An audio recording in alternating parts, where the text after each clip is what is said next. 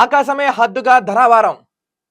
అసలు ఆంధ్ర రాష్ట్రంలో అండి, ఆంధ్ర రాష్ట్రంలో ముఖ్యంగా ఆంధ్ర రాష్ట్రంలో ధరలు ఇష్టాన్నితులు పెట్రోలు, గ్యాసు, డీజిల్, టమాటా, ఉల్లిపాయ ఇంకా ఇతరిత భయంకరంగా అసలు ఆకాశానికి అంతేలా ఉన్నాయి చూడండి. చుక్కలంటిన నిత్యావసరాలు సామాన్యుడిని బెంబేలెత్తిస్తున్న ధరలు. రాతెట్టిస్తున్న టమాటా కిలో 100కి పైగే. కిలో 100 రూపాయలు అయిపోయింది టమాటా చూడండి. మనం అనుకుంటాం ఇవన్నీ మనకేం సంబంధం అని. నీకు ఇచ్చే ఉచిత పథకాలు రా నాయన ఇవన్నీ. ఉచిత పథకాల డబ్బులని అక్కడ పెట్టి ప్రభుత్వం మళ్ళీ నీ దగ్గర నుంచి వసూలు చేస్తుంది ఇలా. 100 రూపాయల టమాటా. సరే ఇంత ధరలు పెంచుతారు ఏమైనా రైతులకి ఏమైనా మేలు జరుగుతుందంట? ఏముండదు. కంతటడి పెట్టిస్తున్న ఉల్లి కిలో 70-80 రూపాయలు ఉందంట చూడండి ఉల్లిపాయ. 70-80 రూపాయలు. కూరగాయలు ఏమైనా సరే 80కి పై మాటే. వెల్లుల్లి 440, కొత్తిమీర కట్ట 60 రూపాయలు అంట. అబ్బబ్బా ఏం తింటారా గడ్డి తినడం బెస్టా మనం ఇంకా. వంట నూనెలో లీటర్లకు 15-30 పెరిగిన ధరలు. వంట నూనెలు జీతాలు తప్ప అన్ని పెరుగుతున్నాయి అబ్బాయి దిక్కుమాల దేశంలో. ఈ సోకాల్ దరిద్రులు ఈ పొలిటీషియన్స్ ఉన్నంతకాలం మన దేశంలో తగలబడి వస్తుంది. ఉచిత పథకాలు తీసుకున్న కొన్ని గొర్రెల కొర చెప్తున్నా నేను.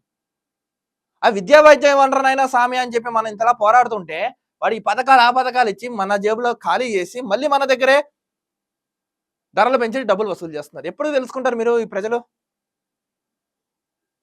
హడలెత్తిస్తున్న బియ్యం రేట్లు ధరలు అదుపు చేయడంలో సర్కారు చోద్యం. ధరల నియంత్రణను చేయాలని ఎన్నోసార్లు చెప్తుంటా ప్రభుత్వం చూసి చూడనట్టు వదిలేస్తుంది.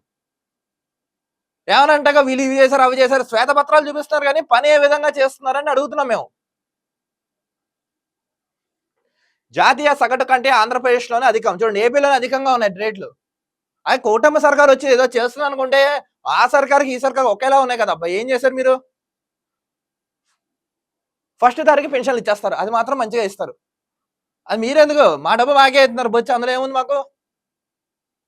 చూడండి మేలో 28 రూపాయలు ఉంది, అక్టోబర్లో 110 రూపాయలు టమాటా ఉల్లిపాయ. మే 3న 25 ఉంది, అక్టోబర్లో 80. ఏంటండి ఈ ధరలు? ఇలా జీతాలు పెరుగుతాయి ఎక్కడనా? జీతాలు పెరగవు, అన్ని పెరుగుతాయి మనకి. నిత్యావసర వస్తువులను పెరిగిపోయా లేదా అని మిమ్మల్ని అందరినీ అడుగుతున్నా. బియ్యం 55 అయిపోయింది, కందిపప్పు 160 అయిపోయింది. ఉచితాలు తీసుకోండి, ఇంకా ఉచితాలు తీసుకుని శంకలా పట్టుకుని జిందాబాదులు జై హిందులు అనండి. వాడు మన దగ్గర నుంచి లూటే చేస్తూ కూర్చుంటాడు.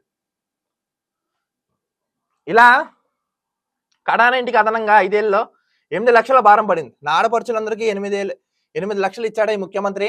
మొన్న ఎన్నికల ప్రచారంలో చంద్రబాబు ఊరువాడ మైకు పట్టుకుని ఇలా హోరెత్తించాడు.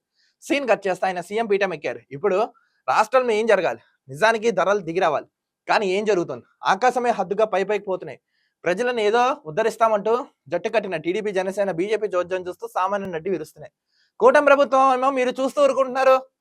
100% కూటమి ప్రభుత్వం వెంటనే నిత్యావసర సరుకులన్నీ ధర నియంత్రణలకు పెట్టండి, ధరలు తగ్గించండి, సామాన్యుడికి ఊరట లభించండి. ఒకరి మీద ధరలు పెంచితే ఆదాయం కూడా పెంచండి.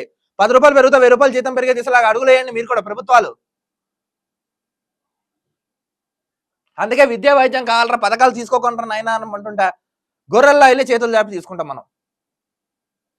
100% కూటమి ప్రభుత్వం వెంటనే ధరల నియంత్రణ సమీక్షించండి, ధరల నియంత్రణ కమిటీ వేసి ధరలు నార్మల్గా ఉండే దిశగా అడుగులేసి సామాన్యుడికి ఊపిరి పీల్చుకునే దిశగా అడుగులు వేయవలసిందిగా డిమాండ్ చేస్తున్నాం.